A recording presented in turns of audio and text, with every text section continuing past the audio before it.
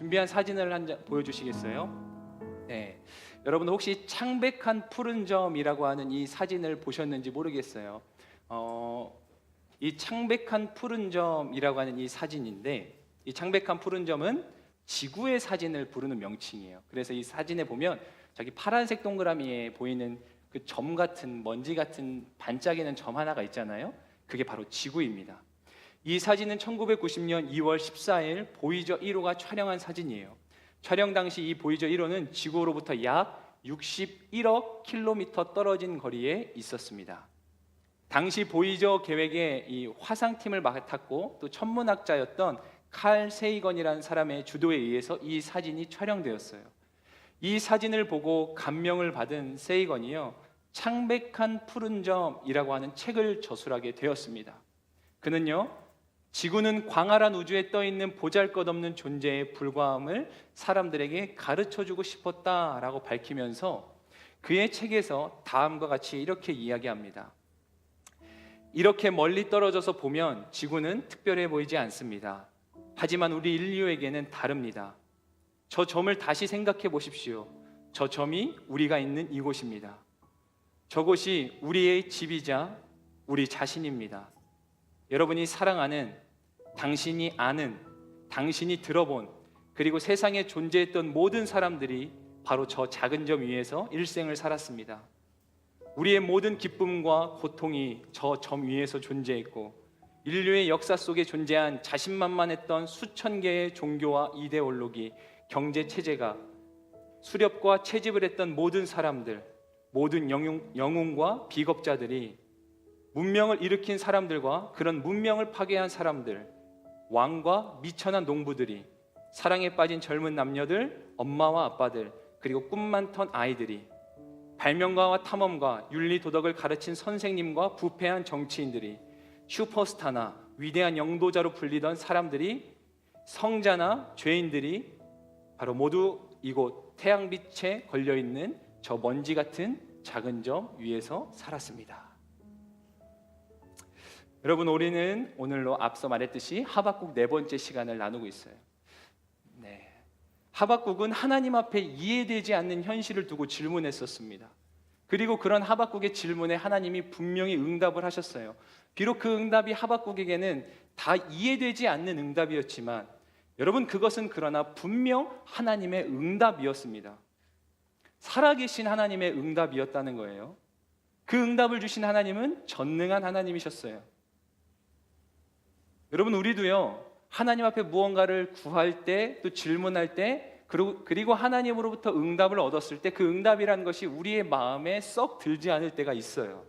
그렇다 보니까 우리는 무의식 중에 응답을 응답으로 받아들이지 못하게 되는 것입니다.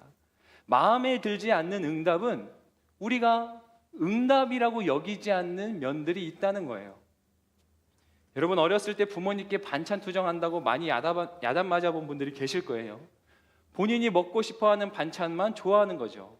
아무리 정성스럽게 차려진 밥상에 아무리 몸에 좋은 많은 반찬들이 있더라도 내 마음에 드는 것이 없으면 불평하는 거예요.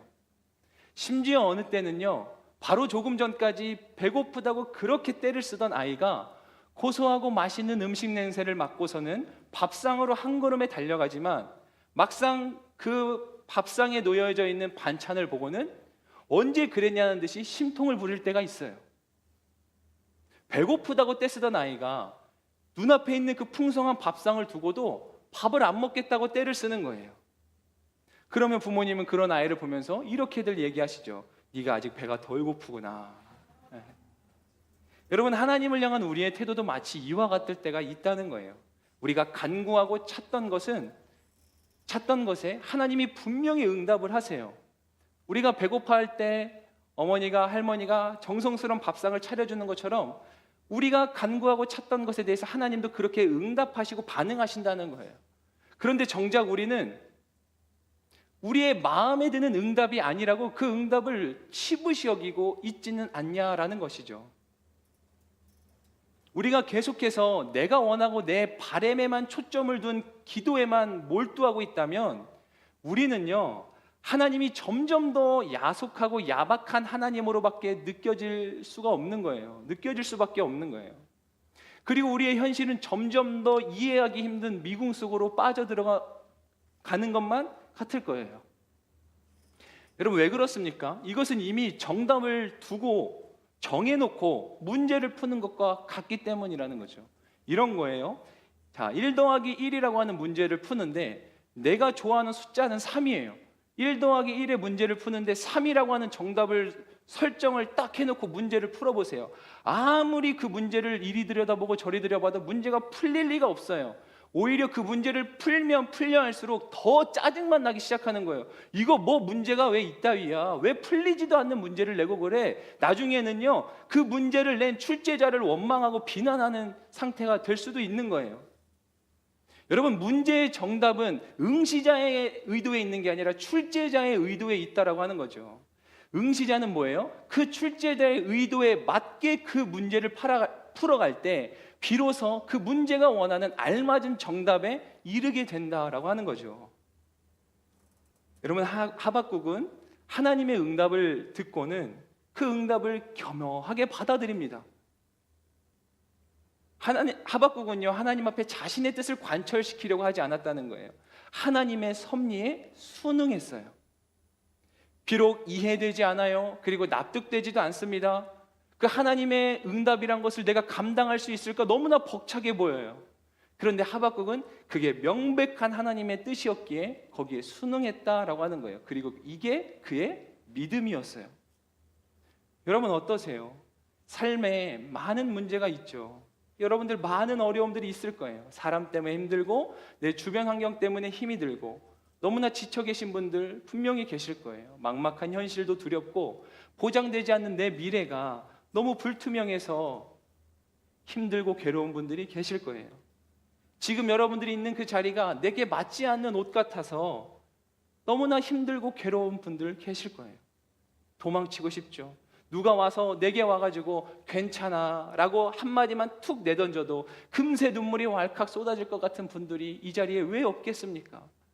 잘해왔어. 힘들면 조금 쉬어도 돼. 그 한마디가 그렇게 간절한 분들도 있을 거예요. 오늘도 도망치고 싶지만 간신히 버티고 서 있는 분들 있을 거예요. 저는 여러분들의 그런 상하고 지친 심령에 정말 따뜻하고 포근한 위로가 있기를 바랍니다.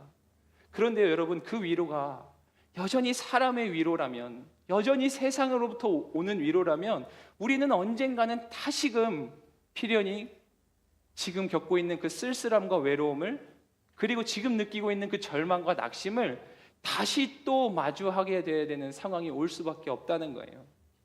제가 여러분들을 절망스럽게 하려고 드리는 말씀이 아니고요, 이 시대를 살아가는 우리들이 사실 다 위로가 필요하지 않습니까? 엄마나 아빠나 자녀나 아이들이나 노인이나 젊은이나 모두가 다 위로가 필요한 시대라고 해도 과언이 아니죠. 저는 사실요, 이 시대의 청년으로 살아가는 것 자체가 너무나도 여러분들이 불쌍하게 여겨지는 면도 있어요. 저도 어쩌면 그 한 사람이겠지만 이 시대의 젊은이로 이제 이 나라를 다시 일궈가고 다음 주자로 바톤을 이어받아야 되는 그 자체가 괴로운 인생들. 그래서 많은 청년들이 내 자식은 그런 고생 시키고 싶지 않아. 그래서 그냥 자녀를 갖는 것 자체를 힘들어하는 거 아니겠습니까? 태어나는 게 곧 고생의 시작이니까요. 여러분, 그런데요, 앞서도 말씀드렸다시피 우리 모두가 다 위로가 필요한데 그 위로를 여전히 사람에게서, 그리고 어떤 환경이나 조건에서 찾으려고 하잖아요. 그럼 여러분, 우리는 갈증이 심해서 지금 바닷물을 들이마시는 꼴밖에 되지 않아요. 물론 그런 것들도 우리에게 필요해요.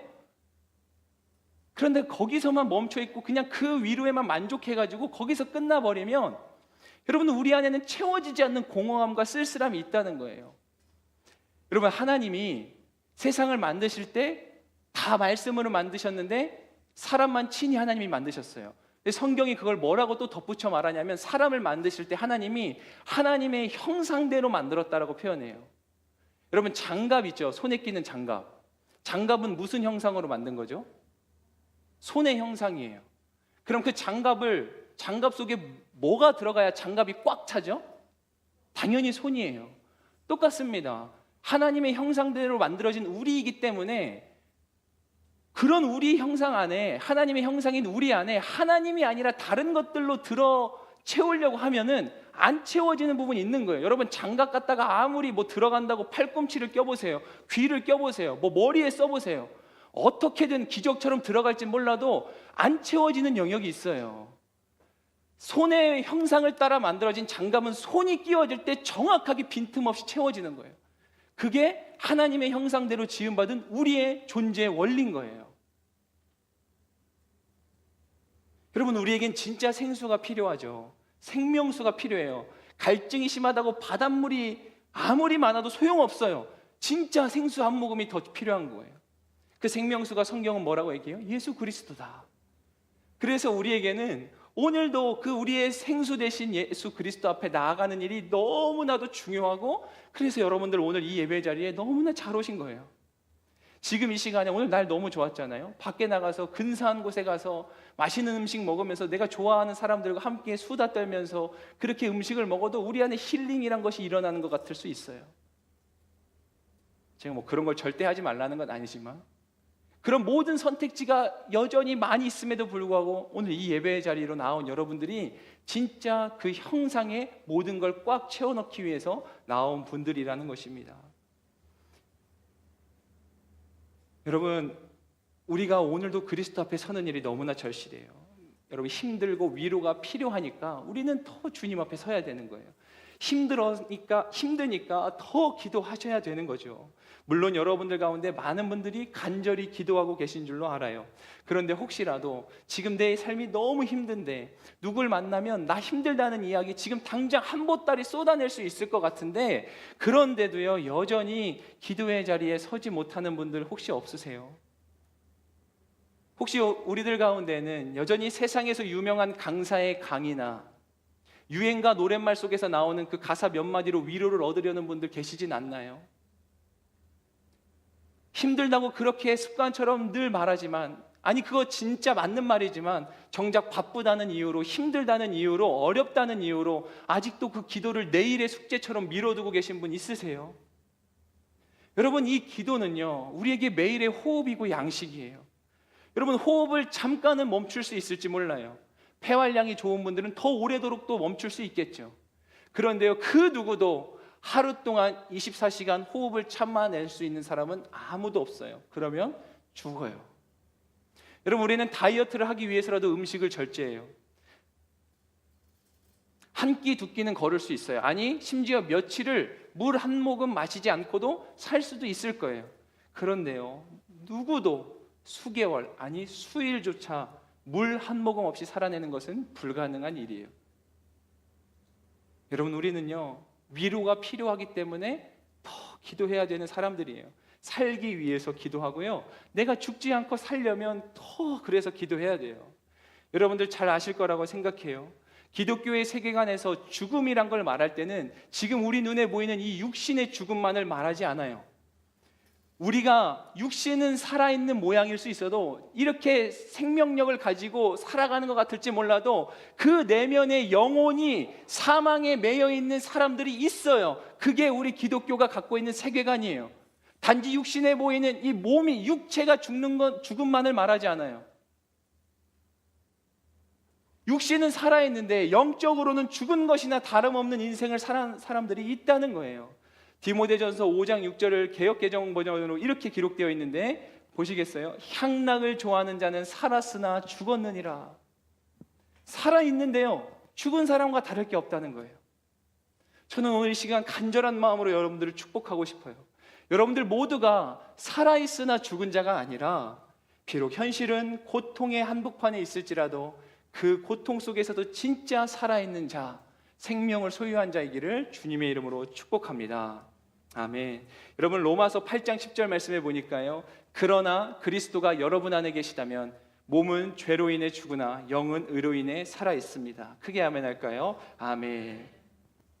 여러분, 진짜 생명을 소유한 여러분, 남들이 볼 때 보잘것없고 내 스스로가 봐도 내 행색이 볼품없어 보일지 몰라도 내 상황과 이 환경과 모든 조건들이 썩 마음에 들지 않아 보이고 별로 보잘것없어 보여도 여러분 안에 진짜 그 그리스도의 생명이 있다면 여러분들은 진짜 살아있는 자예요. 근데 아무리 삐까번쩍하고 화려한 것들로 내 몸을 치장해도 내가 마음만 먹으면 언제든지 내가 원하는 것들을 손에 얻고 기쁨을 얻을 수 있어도 오늘도 그렇게 나는 향락을 누릴 수 있어도 그러나 그 내면이 죽은 자일 수 있다.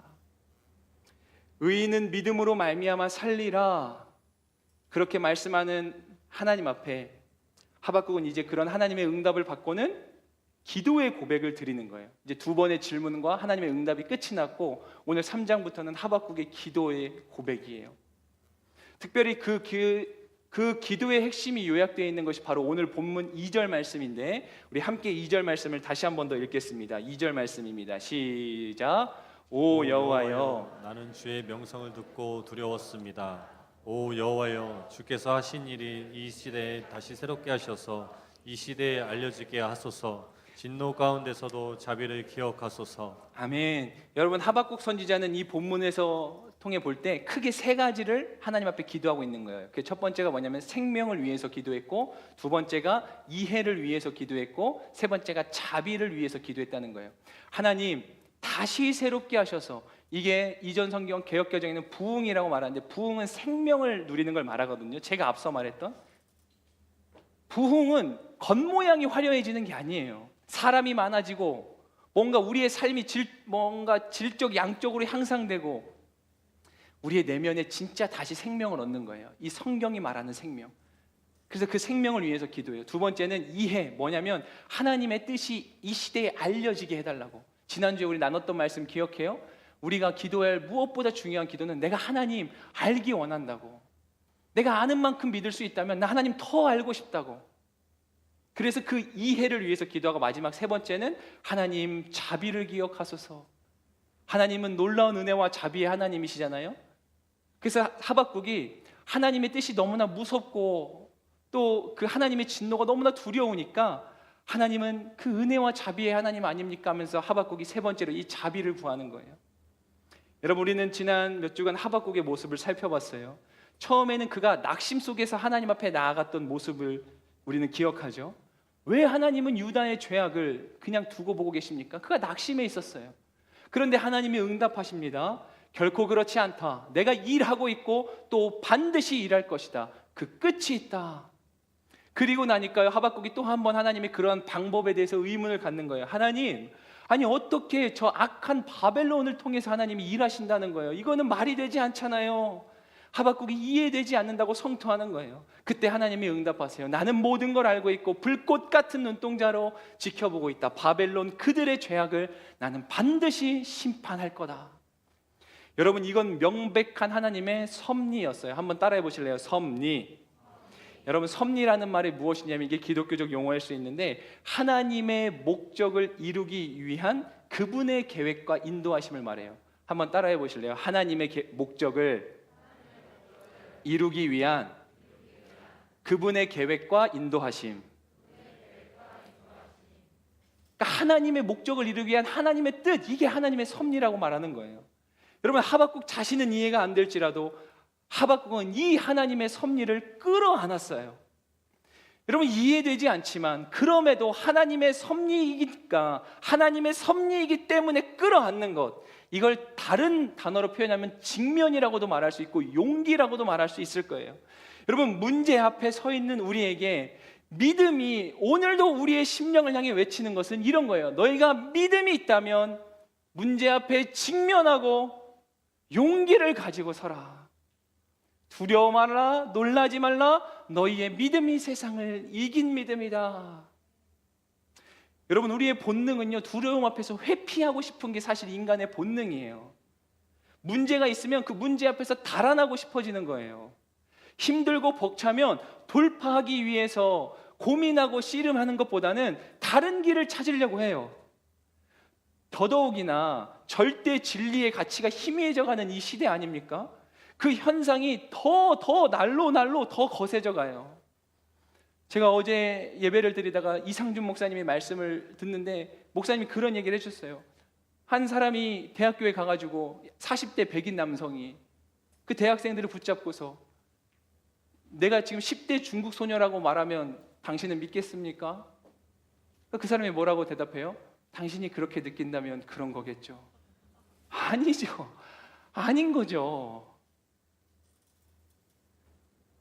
절대 진리라는 게 없어진 게 그냥 당신이 느끼는 게 진리라는 거예요. 이게 포스트 모더니즘이잖아요. 진리가 없는 거예요. 그래서 포스트 모더니즘이 교회의 치명적인 게 교회에는 절대 진리, 하나님이라고 하는 이 진리가 있다라고 말하는 집단인데 세상은 어떻게 말해요? 왜 고리타분하는 거냐? 네가 느끼는 게 진짜야. 틀린 건 없어. 다를 뿐이야. 야, 이런 얘기 들으면 젊은이들은요, 와, 깨어있는 지성인이라고 생각하는 거예요. 이게 아니라도 괜찮아. 그렇게라도 하면 된다. 이런 식인 거예요, 세상은. 뭐로 가도 서울로만 가면 된다 이거예요. 여러분 맞습니까? 어떻게 가도 서울로만 가면 끝나는 거예요? 옆 사람 차 폭력으로 휘둘러서 그 사람 차 빼앗고 내가 훔쳐서 타서 서울로만 가면 끝나는 겁니까? 결과만 중시하는 세상 속에서 우리는 더더욱이나 과정을 절대로 놓쳐서는 안 돼요. 절대적인 게 없다, 네가 느끼는 게 진리다라고 말하는 세상 속에서 여러분들 어떻게 살고 계세요? 여러분 그게 진짜 동의가 되세요? 여러분 세상에서 보면 그런 말들이 어떤 면에서는 일리 있는 말처럼 이해될 수 있겠지만, 그리고 진짜 어떤 영역에서는 그게 맞는 진리처럼 보여질 수 있지만, 여러분 그러나 다시 물어보고 싶어요. 그것으로 모든 세상의 것들이 설명이 됩니까? 네가 느끼는 게 진리야, 이 논리로 세상의 모든 게 설명이 되냐는 거죠. 여러분 저 역시도 이 시대를 살아가는 한 사람의 그리스도인이지만 그런 저조차도 인정할 수밖에 없는 건 저뿐만 아니라 우리 모두가 이 시대의 크리스천들이, 특별히 젊은이들이 돌파력이 없어요. 사생결단으로 기도하는 사람을 찾기가 도무지 쉽지 않아요. 죽으면 죽으리라고 에스더처럼 그렇게 자신의 사명의 자리를 지키려고 간절히 붙들고 기도하는 사람 보기가 점점 더 어려워요. 어딘간 있을 거예요. 우리 중에도 있으리라고 생각해요. 근데 분명히 보기 어려워요. 우리 어머니, 아버지, 우리 할머니, 할아버지 세대들에 비하면 진짜로 그 산에 올라가 밤이슬 맞도록 동이 터오도록 간절히 기도했던 그 기도의 흔적들, 사실 어렵잖아요. 그렇죠? 보기 힘들잖아요. 여러분 하나님께서 한국교회에 허락하신 많은 믿음의 선조들이 있어요. 여러분들이 존경하고 좋아하는 많은 분들이 계실 거예요. 그 가운데 우리 모두가 잘 알고 있는 주기철 목사님이 계세요. 하나님 부인하지 않고 신사참배를 끝까지 거부해서 모판 위를 걸어갔던 그 목사님. 옥에 갇혀있는 성도들, 내가 교회 다닌다, 하나님 믿는다는 이유만으로 옥에 갇힌 성도들을 불러다 놓고 그 일본 군사들이 너희들이 신앙을 부인하고 신사참배를 하면 너희들이 앞에 있는 이 주기철 목사는 모판 위를 걷지 않아도 된다. 그런데 너희가 만약 여전히 고집부리고 신사참배하지 않으면 이 주기철 목사는 이 모판 위를 걷게 될 거다. 서슬퍼렇게 날카로이 서 있는 그 대못들이 눈앞에 있어요. 성도들이 부인하면 목사님은 이 모판을 걸어야 되고, 성도들이 신사참배 그냥 눈 딱 감고 한 번만 하면 목사님 여기 안 걸어도 돼요. 근데 그때 주기철 목사님이 먼저 나서서 이렇게 얘기해요. 성도들이요, 나 주기철 목사를 생각하지 마십시오. 여러분 오직 주님만 바라보세요. 오직 십자가 주님만 바라보세요. 그렇게 말하고는 본인이 서둘러 그 모판 위를 걷기 시작합니다. 한 발 한 발 짙은 피를 쏟아내면서 그 위를 걸어가요. 한 걸음을 내디딜 때마다 살점이 뜯겨 나가지만 그는 끝까지 걸어갑니다.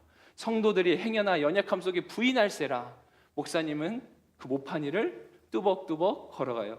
그걸 바라보는 성도들은 눈물을 쏟아내면서 찬송을 불러요.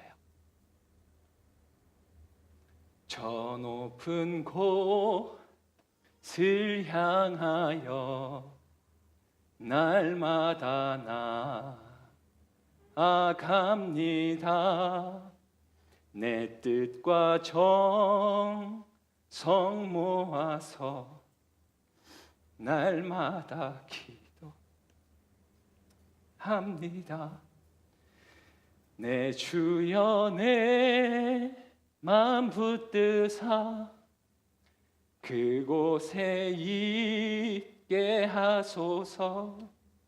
그곳은 빛과 사랑이 언제나 넘치옵니다. 제가 설교 준비하다가 여기를 쓰다가 설교를 더 못 쓰고 펑펑 울었거든요. 그래서 설교할 땐 안 울 줄 알았는데, 성도들이 신앙을 부인할까 봐 그 모판 위를 올라서서 살점 뜯겨나가도록 걸어가는 목사님이나, 그 목사님을 바라보며 눈물 쏟는 성도들이 부르는 이 찬송의 고백이나, 여러분, 이게 기독교예요. 여러분들이 어떻게 느낄지 몰라도 제가 여러분들에게 전하는 기독교는 이거예요. 여러분, 이건 분명 고난을 끌어안는 성도의 모습입니다. 아니, 더 정확히 말하면 하나님을 향한 그 믿음을 부인하지 않고 그 믿음을 그냥 끌어안는 거예요. 고통이 와요, 고난이 눈앞에 있어요. 그래도 포기하지 않고 타협하지 않는 거예요. 여러분, 포기해도 돼요. 적당히 타협할 수도 있어요. 적어도 그 순간만큼만 눈 한번 질끈 감고 내 뜻대로 하면 모든 게 다 형통해질 것처럼 느껴질 수 있어요.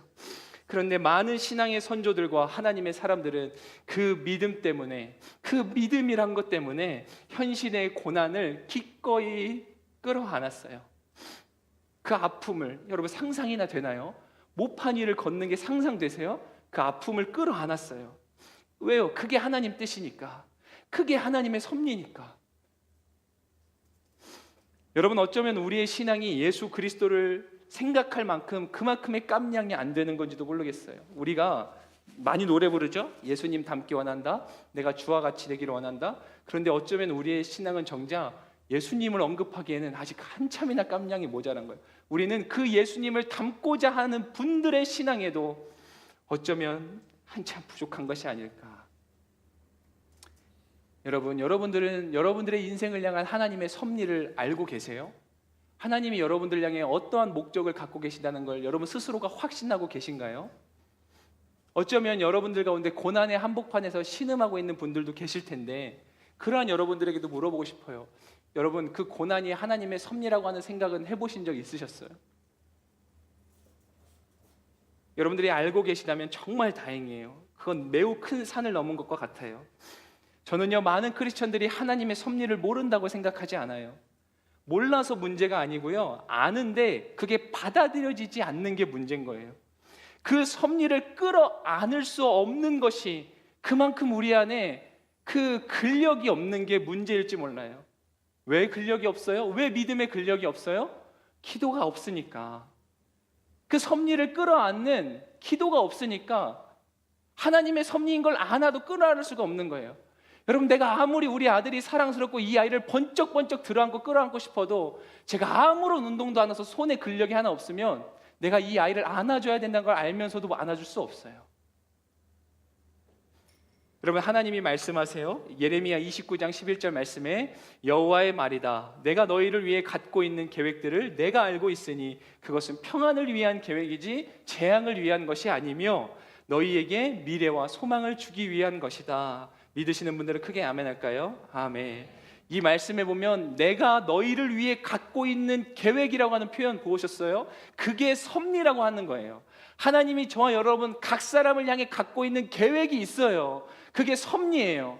근데 그게 어떤 사람을 계획은 승승장구하는 것 같아요. 하나님이 그 사람을 향해 갖고 있는 계획은 그가 20대 30대 때 찬란한 꽃을 피우는 계획일 수 있어요. 그러면 어떤 사람의 인생은 하나님이 그의 인생에 50대 60대가 돼야 꽃을 피는 인생으로 계획하셨을 수 있는데, 그 사람이 보기에 20대 때 꽃 피우는 인생은 보면서 무슨 생각하냐면, 뭐지? 내 인생엔 하나님이 살아계신가? 하나님이 나를 버리신 건가? 난 사랑하지 않나?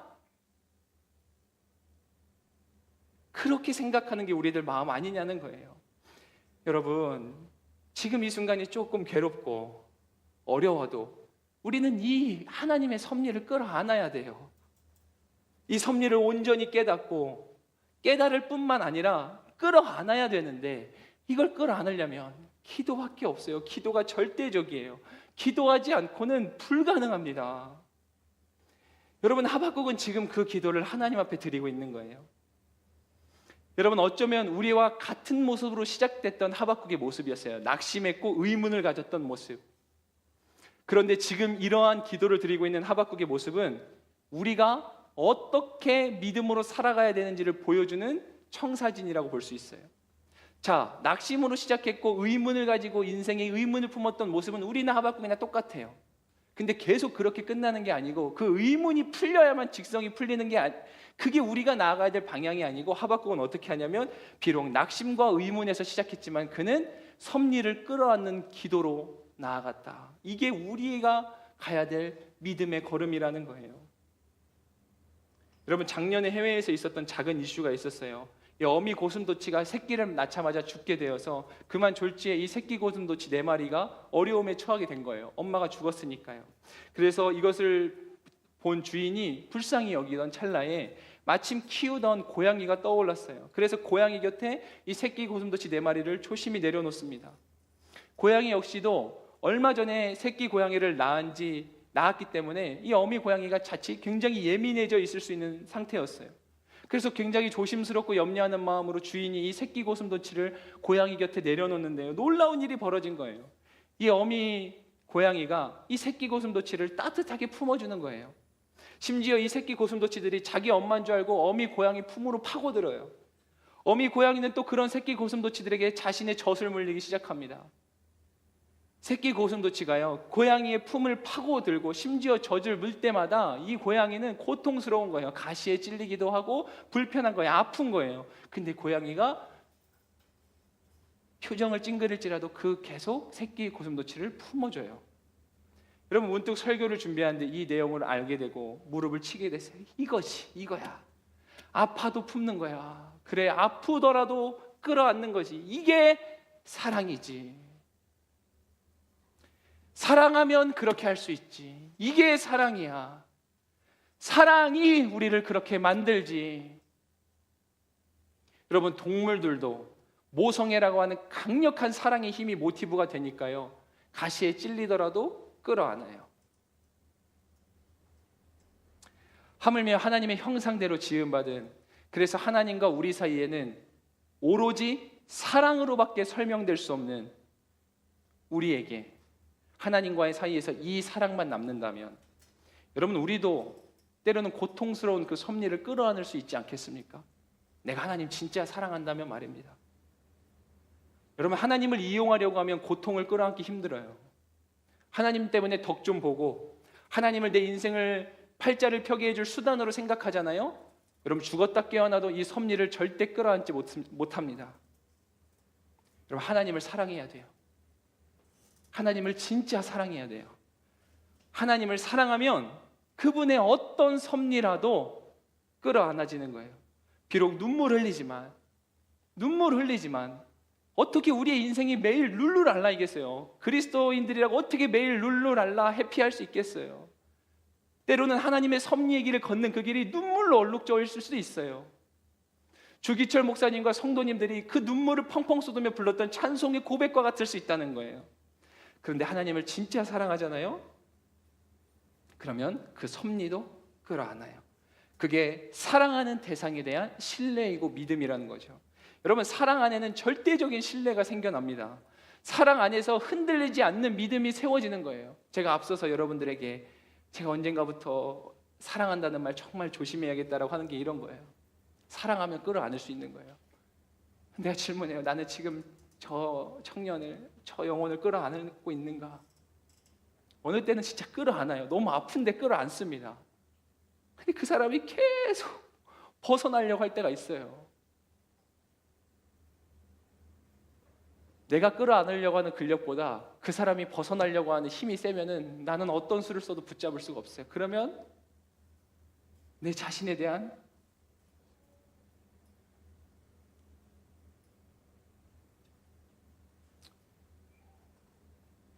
한심함이 생겨나요. 내가 뭐 했나 그동안. 저것을 더 끌어안을 수 있는 근력을 내가 기르지 못하고 뭐 했나. 여러분, 하나님을 더욱 사랑하셨으면 좋겠습니다. 사랑하세요. 어제보다 오늘 더, 오늘보다 내일 더 하나님을 사랑하고 또 사랑하는 거예요. 더 사랑하는 거예요. 마치 아무리 채워도 채울 수 없는 거대한 그릇에 물을 채우는 심정으로 날마다 하나님 앞에 사랑을 드리고 또 드리세요.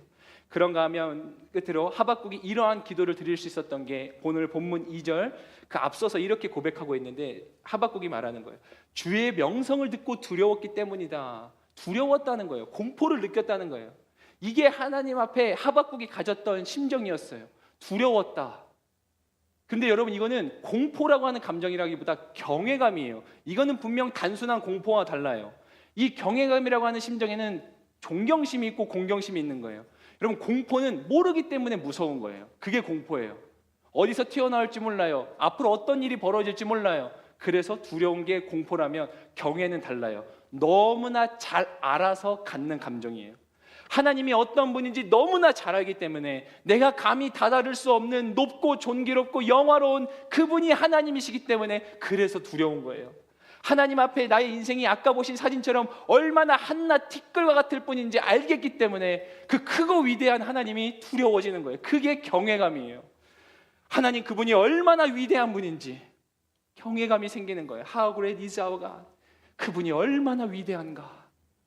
그래서요, 이 위대한 하나님을 경험한 인생은 결국 위대한 기도를 할 수 있게 돼요. 하박국이 그랬고 오늘 저와 여러분들도 당연히 이 기도를 할 수 있는 사람들이에요.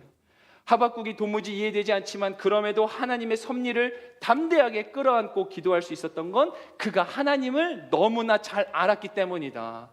이전에 하나님께서 이스라엘 백성들에게 베푸시고 행하셨던 그 놀라운 일들을 하박국도 알았다는 거예요. 이스라엘 백성들에게 어떠한 은혜를 베풀었는지 하박국은 알았다. 그 내용이 오늘 본문 3절부터 15절까지 계속 써져 있는 거예요. 그 안에서 너무 세세하게 명확하게 그 지난날의 하나님의 은혜들을 기억하면서 고백하고 있는 거예요. 3절부터 7절은 과거에 하나님이 행하셨던 일들을 기록하는가 하면, 특히 그가 이제 출애굽과 관련된 하나님의 사건들을 기록한다고 한다면 8절부터 15절은 그 하나님이 장차 베풀어 주실 그 강하고 전능한 하나님이시다라는 걸 묘사하고 있는 거예요.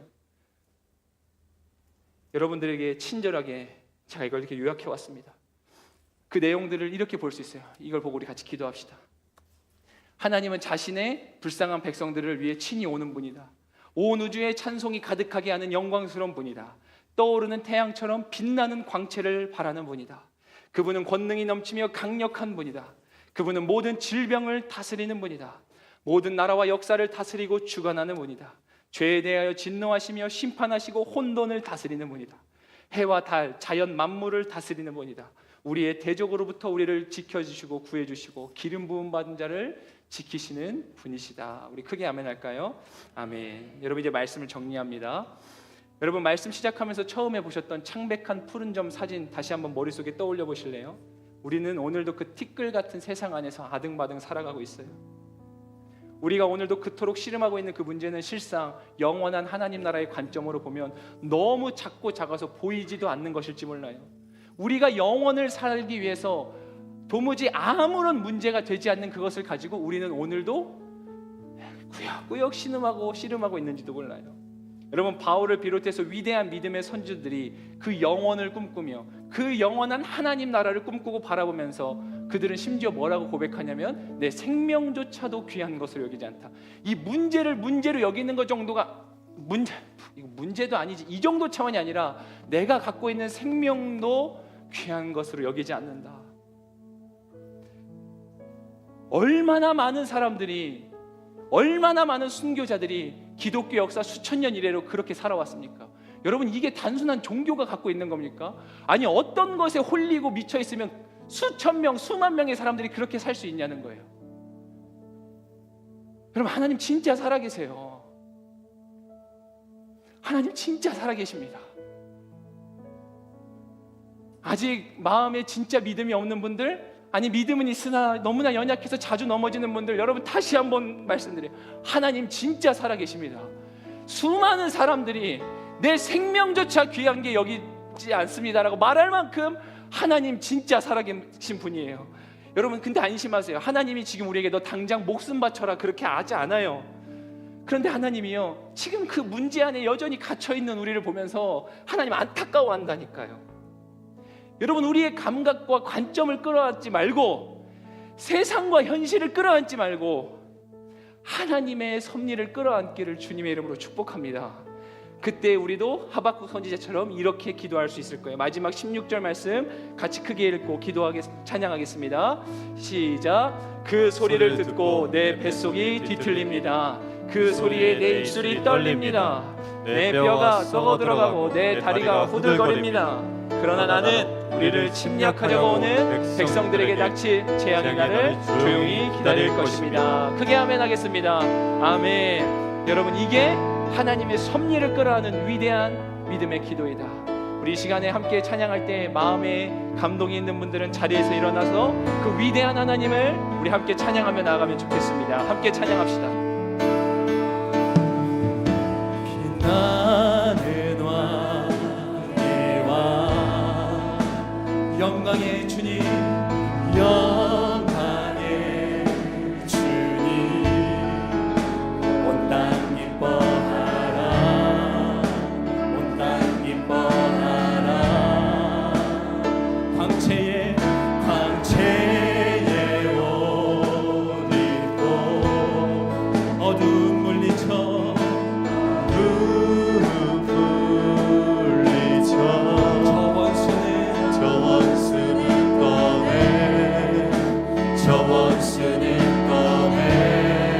더 빛나는 왕의 왕, 빛나는 왕의 왕, 영광의 주님, 영광의 주님, 온 땅 기뻐하라, 온 땅 기뻐하라.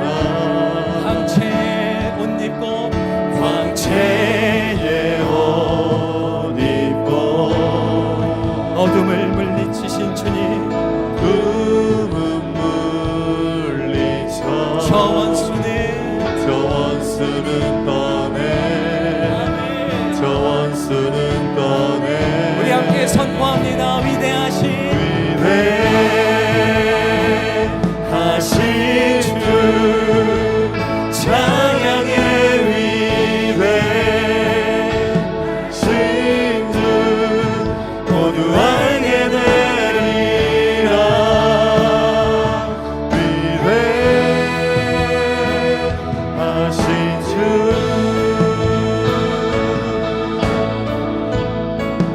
빛나는 왕의 왕, 빛나는 왕의 왕,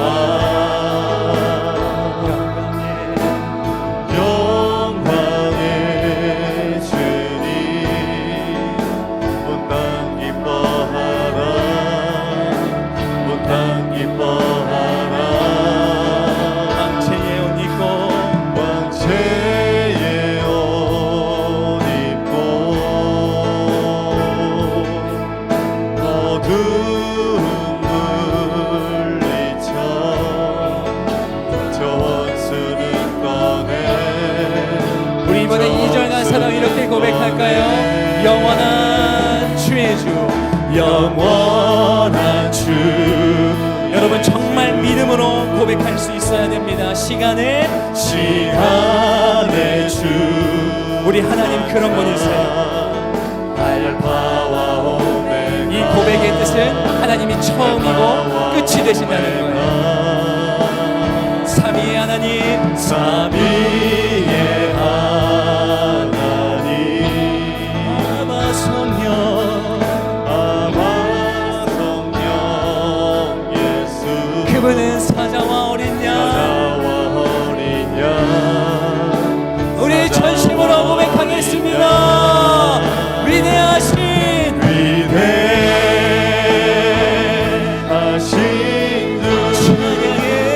찬양의 위대